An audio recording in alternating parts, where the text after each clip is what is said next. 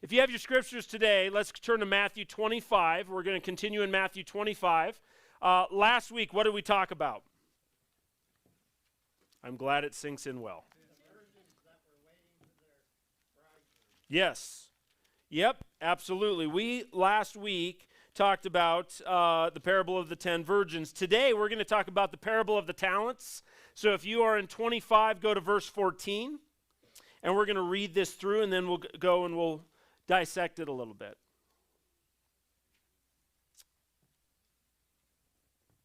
So Matthew 25:14 says, "Again, it will be like a man going on a journey, who called his servants and entrusted his property to them. To one he gave 5 talents of money, to another 2 talents, and to yet another 1 talent, each according to his abilities. Then he went on his journey. The man who had received 5 went at once and put his money at work and gained 5 more. So also the one with the 2 talents gained 2 more, but the one who received 1 talent went off, dug a hole in the ground, and hid his master's money. After a long time, the master of those servants returned and settled accounts with them.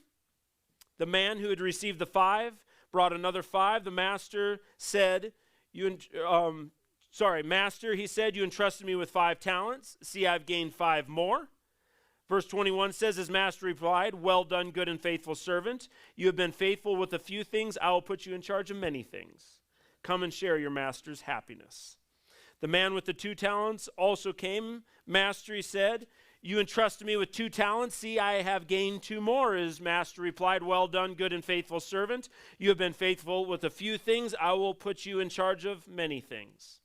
Come and share your master's happiness. Verse 24 then it says, then the man who had received the 1 talent came and said, Master, he said, I know that you are a hard man, harvesting where you have not sown and gathering where you have not scattered seed.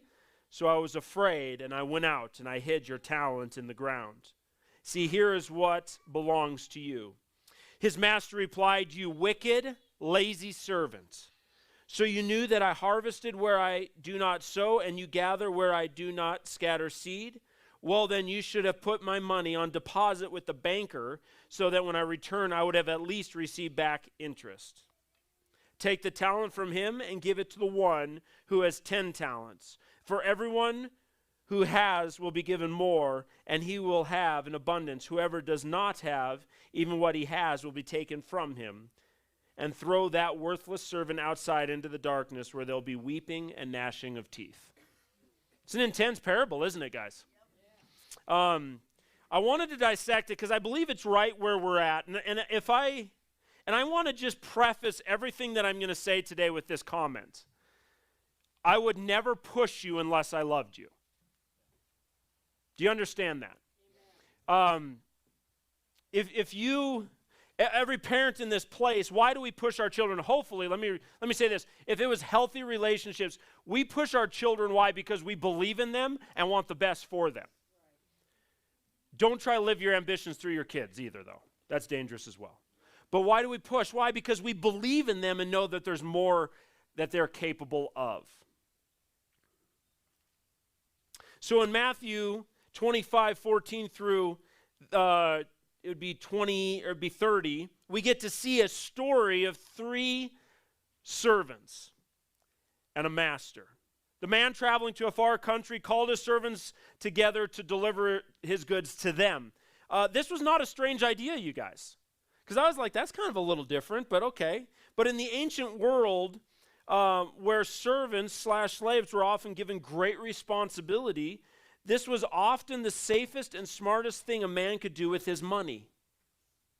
Why? Because these servants believed in what the master believed in. They had his back, and so instead of placing the money in a very corrupt system, he would entrust it with his servants and say, hey, here you go, I believe in you. What can you do with it? And a lot of times these individuals would actually become part estate owners through this if they did well. So it was a known thing. So he gave 5 talents, 2 talents, and 1 talent. So I want to talk real quick about a talent. What's a talent? A year's wage. Okay, interesting. So a talent is a measurement of weight.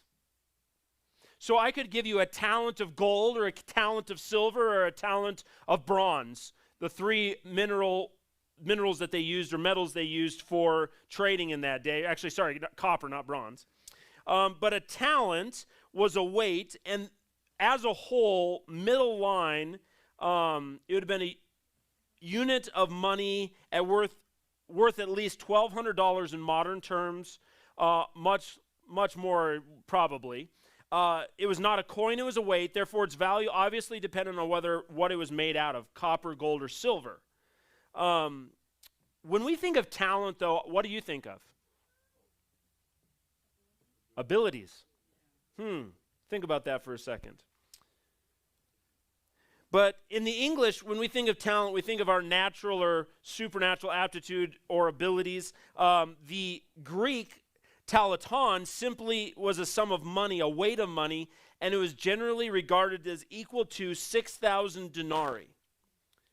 If a talent worth 6,000 denarii, then it would take a day laborer 20 years to earn that much.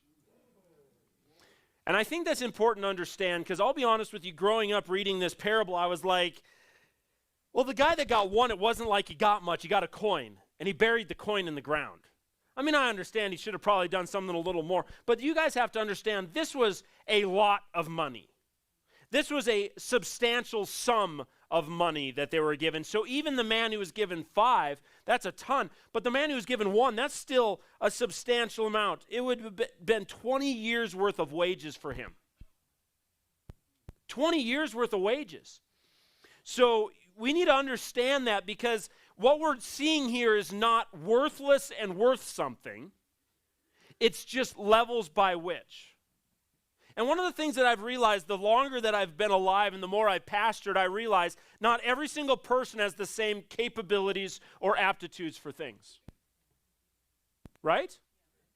Thank goodness. Because God calls each one of us individually into different areas, giving us power and authority and expertise in different areas. And if every single person was exactly the same, it won't work. And let me give an example. How many people understand that, like, Lori and I have very different personalities? Crazy, huh? There's a lot of times where my wife goes, honey, I don't think you thought that one through.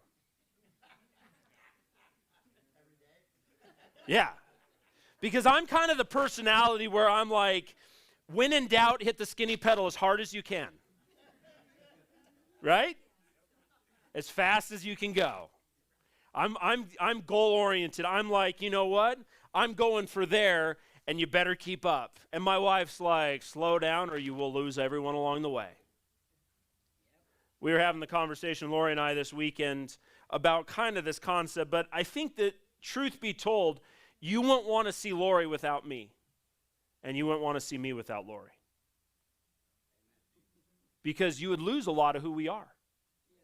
Because the tempering that her personality, that very analytical, very caring personality, what that does is it slows down my crazy overboard personality to just accomplish the goal. There's some times where I've been like, honey, you've already thought about it 30,000 times, now just get her done. Let's roll. Right? I mean, we've planned, pre-planned, post-planned, secondary post-planned. We've done contingencies. Let's just get her done now. Right? Why? Because that's that strength. What? I missed it. And I still missed. That's because I was the one doing it. Seriously, I was like, honey, don't worry about it. I'll do all the planning. This is just your time to lay back and enjoy it. And she trusted me. She told me after that, I will never let you book another plane flight ever again.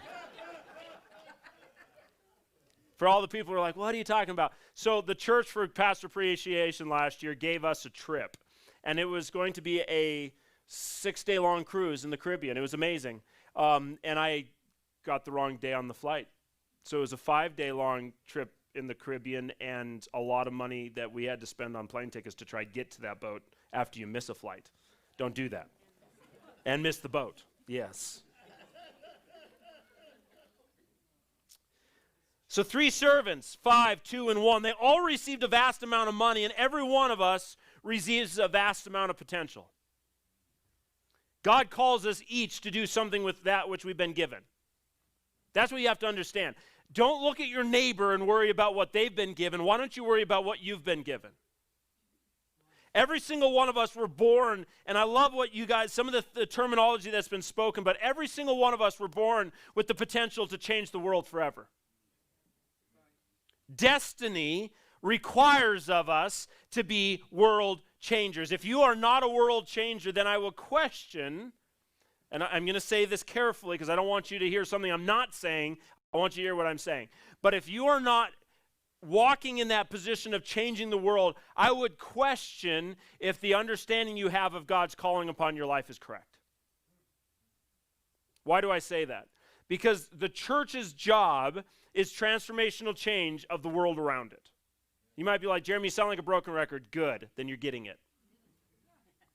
Because the thing that we need to understand, and this comes from probably that crazy skinny right pedal issue that I have, but I refuse to do anything poorly. But the church has done a lot of things poorly. I've said it before, if the church were a business and the currency were souls, would there be enough money in the bank to keep it open? The answer is no.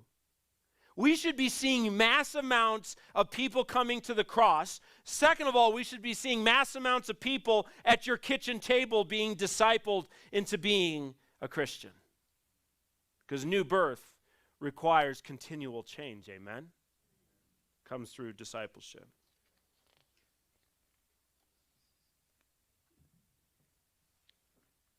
The talent which each man has suited his own state best, and is only pride and insanity which leads him to desire and envy the graces and talents of another. 5 talents would be far too much for some men, where 1 talent would be far too little. Clark said that.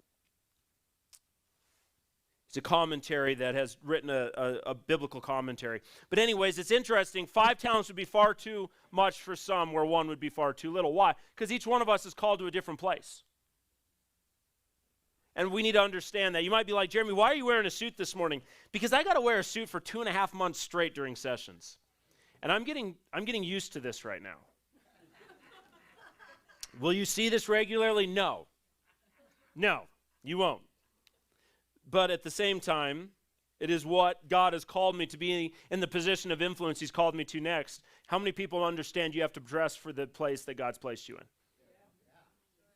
You have to own what you're in. And I'm going to own what I'm in. Thank you. I appreciate that. You guys, it's come a long way since I did this last. They make really stretchy dress pants. These things are legit.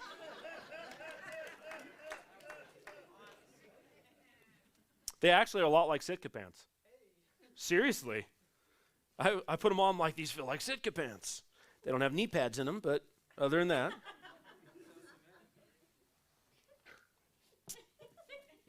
So the master went away, and the servants were called to manage some money. So the 5, the 2, the 1, the master left, and the man who had 5 did what? He doubled his money. We don't know the period of time, but man, that's impressive. He went and traded. Implies direct action. How many people understand we never will see an increase in the kingdom of God by sitting in a pew? We will never see an increase in the kingdom of God by staying at home and watching 45 times through the Chosen series. Not that those things are bad, but the point is the advancement, the direct application of increasing the talents God's given us require us to go out into the world and have direct action in it. You know, it's interesting. We were talking this morning about music, and we were all asking each other, non-musical people. Let's preface this conversation. Non-musical people, we were asking, well, what did you do? Did you take music? Did you learn an instrument or something like that? And I'm going to have you guys know that I went through how many years of piano? Like 3? No, you're good. She's being spiritual. I'm leaving the spiritual plane. So I think I did 3 years of piano, like 2 years of guitar. I have a slight knowledge of how to read music. I'm absolutely worthless on any instrument. Just telling you, worthless. Eli Jones said 4 years of piano, and he's like, I think I might be able to play one song now, 2 years later or whatever. And this is what I find really interesting. 5 years combined for me, 4 years for Eli. You look at someone who's really musically talented like my daughter, and 4 years in, she's playing on a level that is competitive. Why? Because that's her talent. That's something that God's given her. She has the ability. She was able to actually be interviewed this week in a convention where they said, you know what, we really want to encourage kids that fine arts is not performance. Fine arts is using what God's given you for the advancement of the kingdom. So it's one thing if it's like, great, you know how to draw. Well, maybe you should be doing drawing prophetic pictures for people. You know, that's great that you know how to play, but are you actually helping out your worship team or your youth group worship team, or what are you walking in? How are you actually doing this? And I think that we need to understand the talents God has given us may be in a financial realm. But a lot of times they're going to be in a talent realm. They're going to be in the abilities realm. You know what? God has called you to do things that only you can do. Oh, someone else can do it. You're right, they probably could, but not as good as you because they weren't called to it, you were. Now, I'm going to just say something. Every single person on this planet, I believe that God has given you a divine calling and a destination to go for. Would you guys agree with that statement? So you're placed on this earth for a reason. Okay, I'm going to say this. The enemy has a coverse or direct opposite plan for your life. And the enemy may even be preparing someone to take your place when you don't do it. So think about this. The enemy is not going to just derail you, because when he derails you, he leaves a vacuum or a void that needs to be filled. So what he does is, instead of derailing you, he'll also replace you. And why is this something that we need to talk about? Because the enemy would like nothing more than to place his person in position. Yeah, that's for sure. The best place to see this is in politics, guys. Yeah. Isn't it? Yeah. And so we need to be very careful in saying, God, I will not allow the enemy to not only derail me, but I'll never allow him to replace me. You have a calling, walk in the calling. You might be like, what's a calling? I'm not talking about ministry. Every one of us has a calling, a God calling on our lives. And I think this is the thing the church has really failed to preach properly, and it is this. Every person has been called by God to do something specific in the kingdom of God. Every one. You know, you'd never believe how much of an impact you could have making coffee, driving semi, swinging a hammer. You never realize how much you could have going every single day and teaching those kids in that classroom, pouring concrete, or taking care of your family at home. Every one of us is called to a place where we need to actually have direct action upon our lives.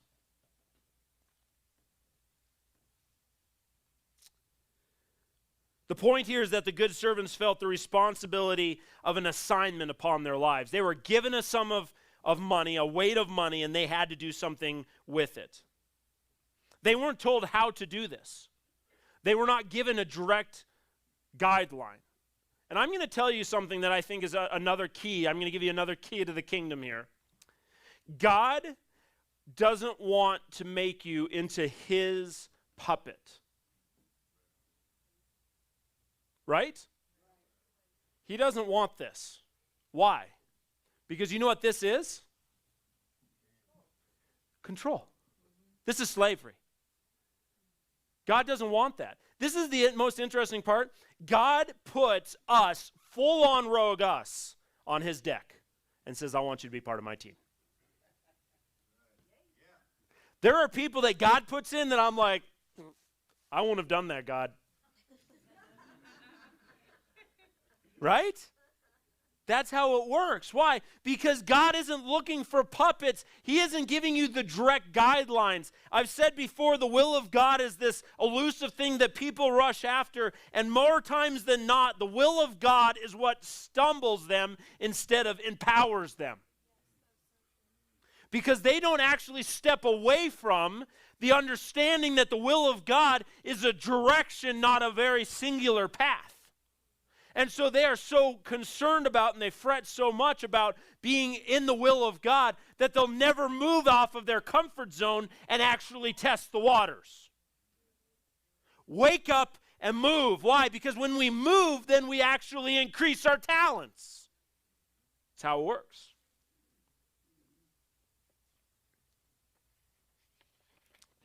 They weren't told how to increase, but they found out how to. Perhaps they loaned the money on interest, or perhaps they used the money, bought things, sold things. We don't know. But as it is, they took direct action to increase that which God had given them, or their master had given them.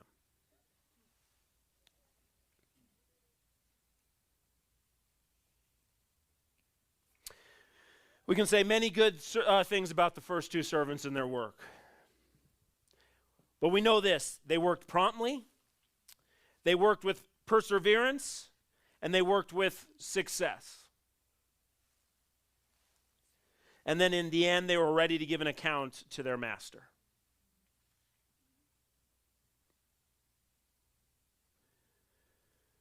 But on the contrary, we see the third. He who received one went and dug in the ground and hid his Lord's money. The third servant did almost nothing with his master's money. He took some care of it, that it would not be lost by hiding it, but he did nothing positive with his master's money, in contrast to the first two servants. I'm actually going to add something in here that I felt like the Holy Spirit gave me. At least he still considered it his master's. And why do I say that? Because I've seen an uptick in a mentality in this world recently, and that is this: I'm a self-made man. We've got secular humanism and atheism that's running rampant in my generation. Why? Because then I don't have to give an account to anyone. I don't have to. I am my own God. That's what they say. And because of that, they don't have to give an account for anything. At least here he still understood it was his master's money. So what are we talking about here? And this is the thing that I'm just going to drive this home a little bit. These are all believers.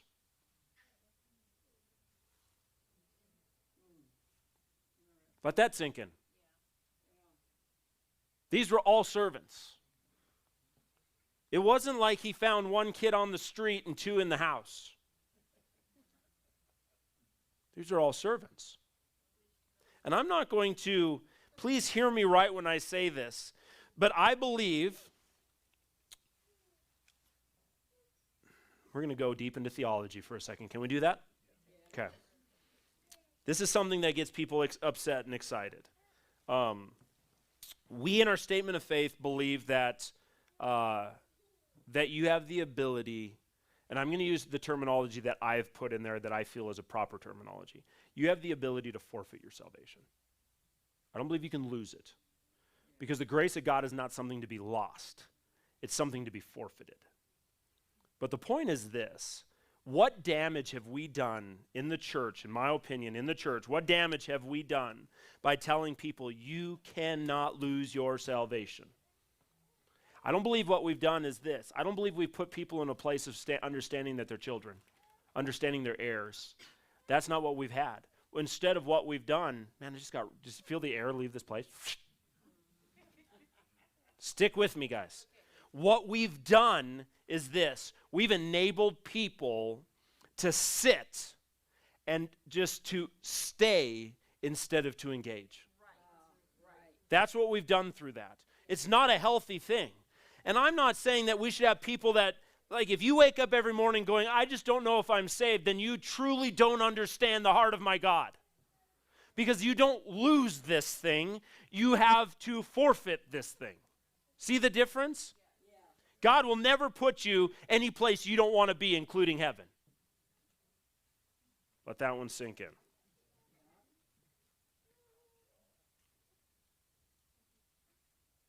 So the master returned, and it says in Scripture, after a long time, the Lord of those servants came back.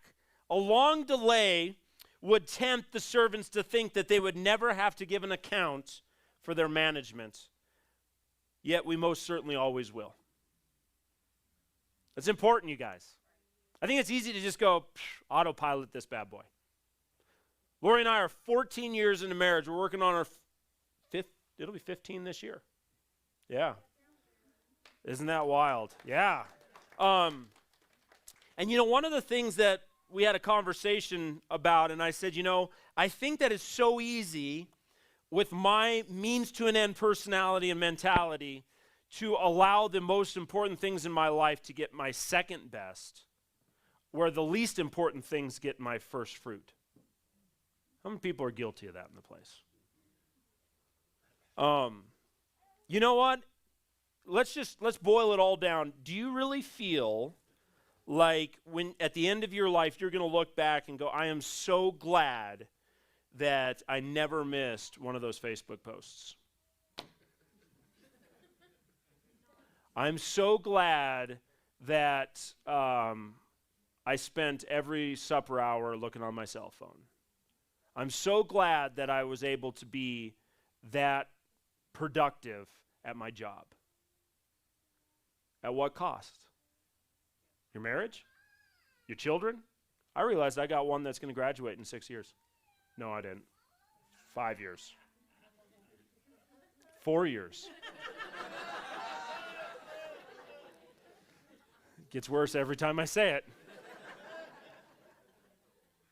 I'm going to look back, and that's what's going to matter, you guys. Because 4 years from now, I will not have the ability to be a direct influence in my daughter's life like I am right now.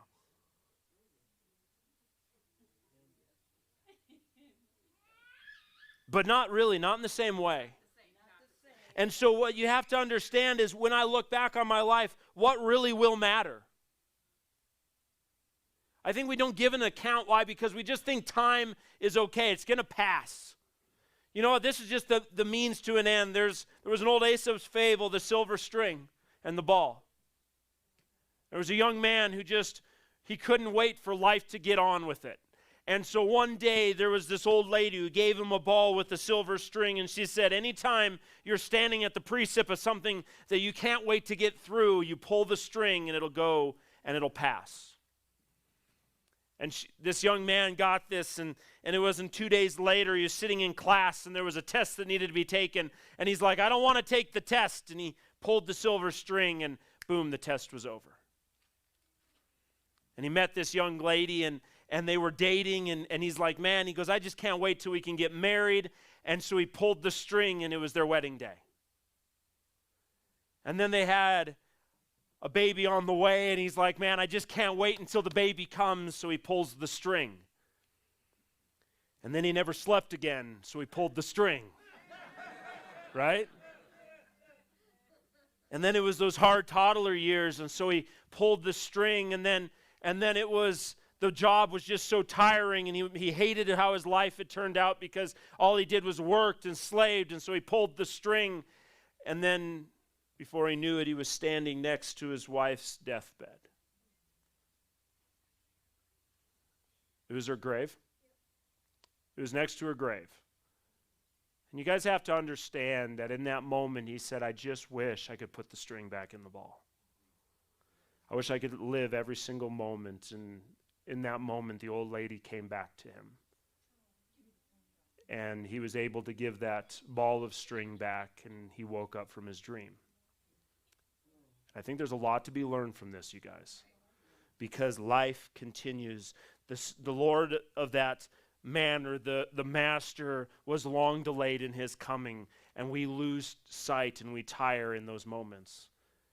It shouldn't be about pulling the string and getting to the next moment, guys. Live every moment like it is your last. Live every moment to its fullest. It does. It's the only thing that builds character. So here we have these two servants. The man who received 5 went out, put his money to work, gained 5 more, 2 more, 1 buried. But when the master came back, And the man who had 5 talents said, see, I've gained 5 more. And his master had a phrase. He said this. He said, well done, good and faithful servant. You have been faithful with a few things, and I will what? Put you in charge of many. Can I give you another principle of the kingdom? When you are faithful with little, he'll give you a lot. You want to know the biggest fallacy that we'll ever, it's the lie that we tell ourselves every time. If I could just make it to this point, then I'll give to missions. If I could just, you know what, if I made X number of dollars a month, then I could tithe. You know what, if I could do that, then I could listen to the Holy Spirit and actually bless people. If you won't do it now, you won't do it then. I promise you that. I promise you that. Because if you're not faithful with a little, and I'm just going to say this, listen to this, you guys, $50 a month will transform a missionary's life. Oh, if I could just give thousands. Well, why don't you try $10 a month? You know what? If you're not giving to missions right now, put $5 in an envelope and write missions on it and do it faithfully. And you know what? And if the Holy Spirit says put 50 in, put 50 in, write missions on that and give it faithfully. Why? Because Dimitri's going to need some support someday. You know what? The vision and passion of this church is that we will support, 100% support our missionaries someday. Not give them $120 to $150 a month each. 7 to 10 grand a month each. Can we do it? Totally. Totally we can do it.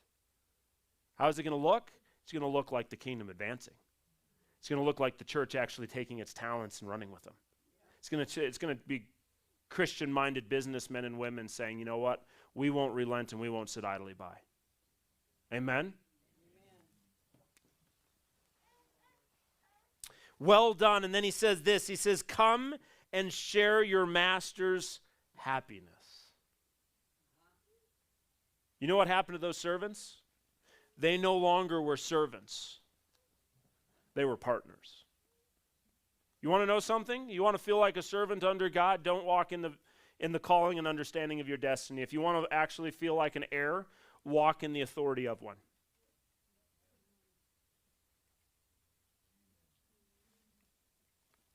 If you want to quit feeling like a servant and want to feel like an heir, then start walking in that understanding and the authority of what you've been given. That is it. That's good. Because if you do that, the world changes. Instead of it having a mentality of I'm here to punch the clock and get out, you're there because guess what? You have vested interest in. You want to know why a lot of businesses give people ownership in the business? So they'll actually do something. When you have vested interest, guess what? I guarantee you the person who cares the most about Wheatland Garage Door is Kevin Byler. Why? Because he owns it. He's got some great employees, but they're not vested like Kevin is. Why? Because they don't own it. You want to know the hardest worker at Capstone Industries? Casey Murphy.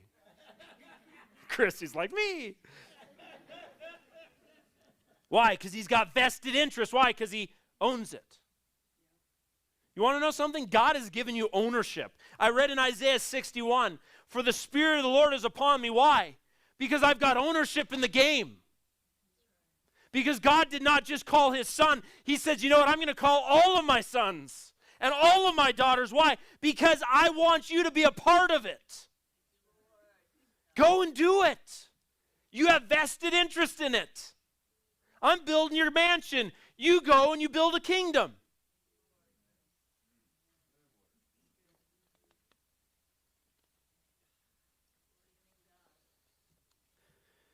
Well done and good and faithful servant. This shows that the master is looking for two things, goodness and faithfulness in his servants. Goodness and faithfulness. Whatever financial success these servants enjoyed came because they were good and faithful. Charles Spurgeon said this, and I'm going to get through it because it's Charles Spurgeon's writing, but it's really good. He said this, it is better to be faithful in the infant school than to be unfaithful in the noble class of young men. Better be faithful in a hamlet over 2 or 3 scores of people than to be unfaithful in a great city perish, with thousands perishing in consequence too. Better to be faithful in a cottage meeting, speaking of Christ crucified to half a dozen villagers, than to be unfaithful in a great building where thousands congregate. It's good, isn't it? Faithful. Well done, good and faithful servant. And then he said, enter into the joy of the Lord. This has echoes of heaven in it, doesn't it? Join in. This is the thing that I found in my life with God. The whiteboard left. If this is a line chart, it's fine, leave it. If this is a line chart, God brings you into an area of growth.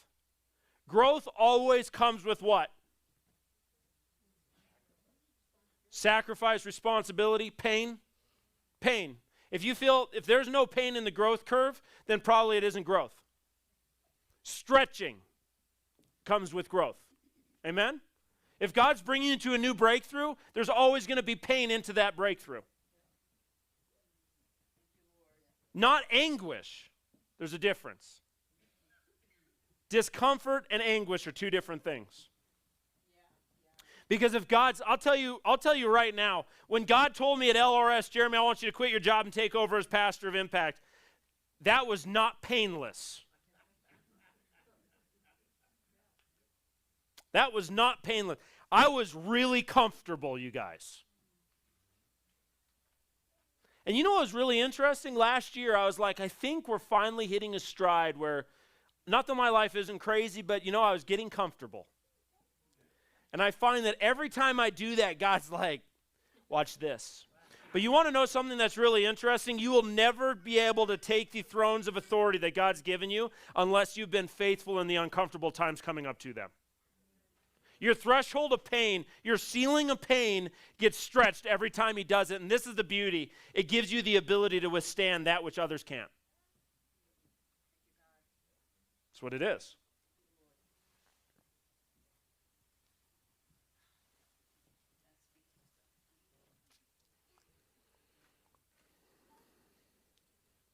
So in that line of those growths, what I found that God does is he brings you into the growth curve, and whenever you've passed the test, then you have rest. Enter into thy rest. So God says, hey, be obedient in this area, and then I'll bring you into rest. But how many people know that what happens in rest? No work. You go to sleep. Rest is only good for a time. But guess what? If you rest too much, what do you become?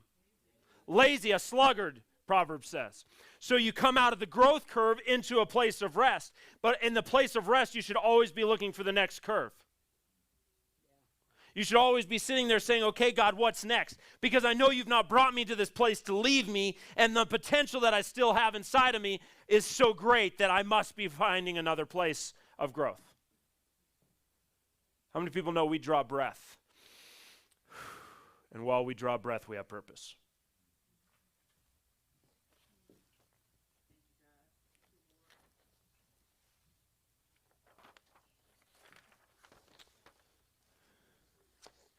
So we can say that the reward of the first two servants is they received praise from their master, they received a promise for future blessing, and they received glory in the process of it.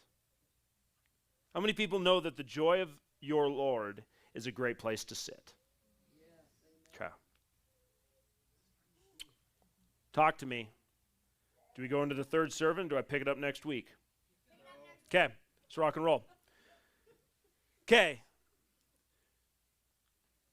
So then the one who received 1 talent came. The master judged each of the servants individually. And you need to know this, because this is the thing that you want to know my number one complaint in life. I absolutely hate when people aren't held to accountability or individually acknowledged for their effort. Maybe it's my red personality. But if I'm killing it, and I've got a crew of 4 guys that aren't killing it, I don't want our crew to be like, oh, you guys are doing amazing because you're killing it. Well, no, we're not killing it. Do you see what I'm saying? It's that personal responsibility. So the master judges each of their servants individually. If we were taken as a group, they did very well. 8 talents given, 15 talents returned. That's pretty good as a group, isn't it? But they weren't taken as a group. Each one was judged on their individual efforts and faithfulness. We don't flock shoot in the kingdom of God, neither will we take and blanket praise. It's not how it works. You could be like, man, I'm just so glad that so-and-so next to me, they're killing it. And since they're killing it, man, I look pretty good. That's not how it works. Each one of us has to work out our salvation with fear and trembling. We don't get to do this in a flock manner.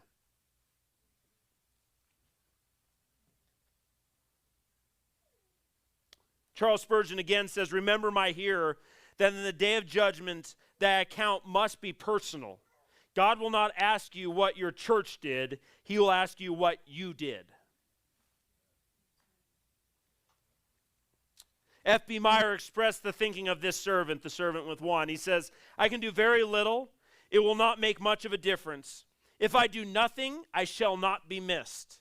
My tiny push is not needed to turn the scales. Isn't that powerful? You want to know the difference between a scale tipping or not? The smallest measurement of weight. Every person has a place.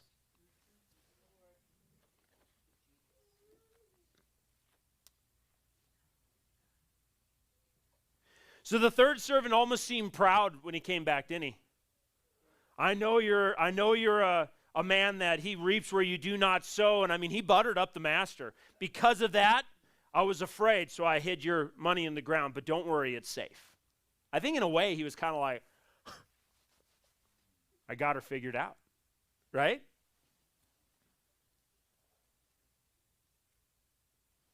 The sovereignty of the master will never excuse the laziness of the servants. Let me say it again. The sovereignty of the master never excuses the laziness of the servants. It condemns that laziness all the more. The charge against this servant who merely buried his talent was that he was wicked and lazy. We rarely see laziness as a real sin, do we?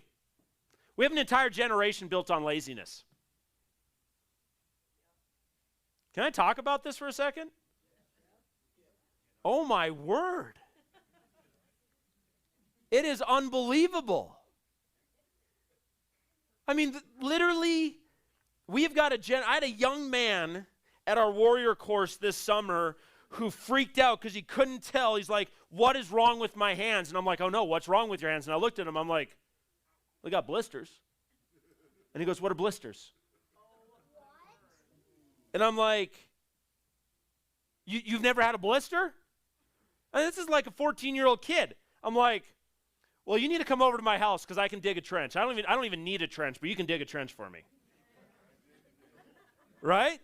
Because this kid didn't know what blisters. Why? Because we've got a generation that's lazy. I want it now. I cannot believe that Amazon didn't get it to me in 2 days. I want to download it now. I don't want to wait. I want it now. I want to eat now. I want to eat good food now. I'm going to go out to eat because I want it now. I don't want to cook. I don't want to clean. I don't want to take care of it. I will hire it out. I will do whatever it takes so I can have it now. It's a generation's mentality. It's laziness.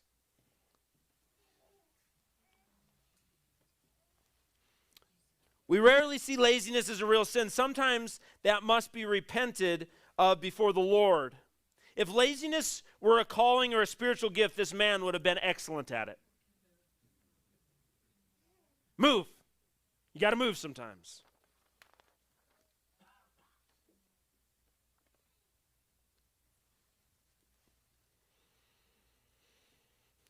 When we show ourselves to be an asset to the kingdom of God, we will find more blessings in the kingdom of God. Oh, that's prosperity gospel. No, that's intelligence. Think about this. Do you think God is going to give the lazy person who can't get their finances put together, do you think he's going to be the one that he's going to pour a ton of money into? They need more. No, they don't need more. They need to know how to manage what they have. God is all about pouring into the situation that we stand in to the means that we can handle. To the guy who can't handle his finances, or the gal who can't handle her finances, $1 million would do nothing more than ruin you. To the kingdom-minded individual that's wanting to sow into the kingdom of God, that money is going to enable you. See the difference? Yeah. You are a kingdom tool at that point, and that's not a bad thing. Sorry. It was a joke that some of you got. But you're a tool in the kingdom of God that God can use to move forward the advancement of the kingdom.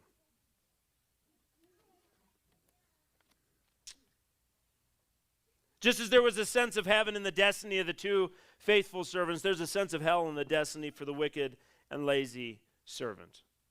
In the larger context of Matthew 25, the main point of this parable is clear. Our readiness for Jesus' return is determined by our stewardship of the resources he's given us. That goes so against what the mentality of the rapture has been, amen? The mentality of the return of Christ has been just get by until he comes, where in this, it is get busy so you can enable his coming. Because when we enable the coming of our King, we are actually doing our job so that the bridegroom may come.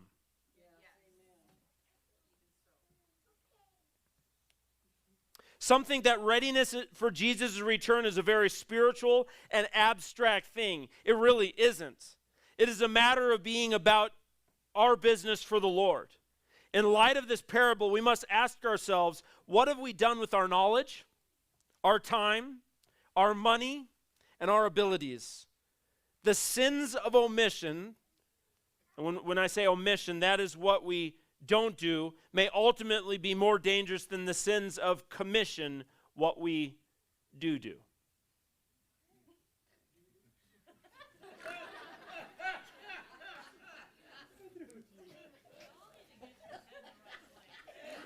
That was really deep, you guys. So, sins of omission, what we don't do. You guys, I was going to show a video and I didn't get to it this morning, mostly because I forgot. But Mark Batterson that's it. Mark Batterson, in one of his books, and I don't remember which one it was, but he made the comment, he said, he says, the saddest place in the world is a cemetery. And it isn't because of the death. It isn't because of the bodies that lay there. It's because of all the things that never got accomplished that went into the grave there. Think about that for a second. How many things never got accomplished? How many people never did it because they were afraid? How many people's lives never got changed because someone wouldn't do it? Got to take a chance. You want to know what I find so interesting? Casey has a mentality or a saying that we've grown up together saying, and that is this: you jump and figure out how to land. Sometimes it was literal. A lot of times it was figurative. You want to know something? Do you think it's uncomfortable starting a business? Sure. Do you think it's uncomfortable taking and radically changing a lifestyle? Sure. But you never get to fly unless you jump. You never get to go unless you jump. We all have been given a talent in this house. Every one of them is different. Thank you, Jesus. It's the multifaceted aspect of who our God is. The best part is this: he doesn't want clones and he doesn't want same as. You want to know something? I promise you this: not every single person is called to the same things I'm called to. Some of you are called to bigger things. Some of you are called to smaller things. That doesn't mean one's more important or better than the next. The talents you have and the talents you've received are directly ordained by our King. Amen? So my question for you today is this. We've seen the the 10 virgins parable, and now we've seen the parable of the talents. And I just need to know, are we at a point where we as a people can say, I'm willing to get incredibly uncomfortable for the kingdom of God? Because if we do that, sky's the limits. We will build the building because we don't have a choice. We will build the building because there is no other options. We will be a part of this community in such a way that the community will not even know how to function without us. Let's be that type of a change. Because when we are, the world will never be the same again. Amen? God, we come right now, and I just pray that in this moment you would start impressing upon people areas where they have been wicked and lazy, and areas where they've been faithful and true, God. I pray that we would be a people that understand that we have been called to be good and faithful servants, not wicked and lazy servants. God, the best part is this, it's never too late to start.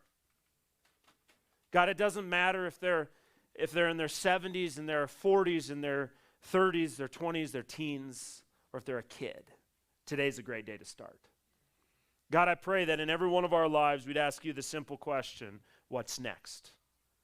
What's next? Where do I go? God, how do I engage?